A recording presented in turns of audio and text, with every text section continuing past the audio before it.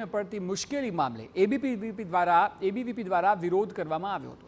રાજ્યના અલગ અલગ શહેરોમાં વિદ્યાર્થી સંગઠન દ્વારા આક્રમકતાથી વિરોધ પ્રદર્શન કરવામાં આવ્યું।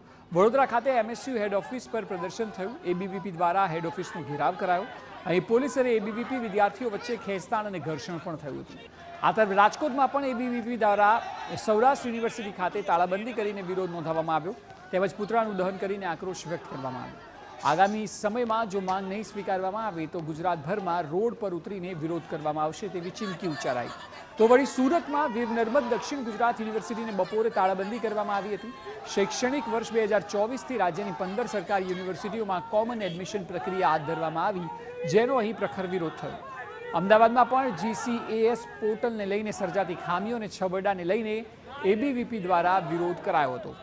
આરોપ છે કે મેરિટમાં અનેક ખામીઓ હોવાનું સામે આવ્યું। સાથે કોમર્સના અનેક વિદ્યાર્થીઓના એડમિશન આર્ટ્સમાં અપાયા અને ગર્લ્સ કોલેજમાં બોયઝને એડમિશન અપાઈ ગયા।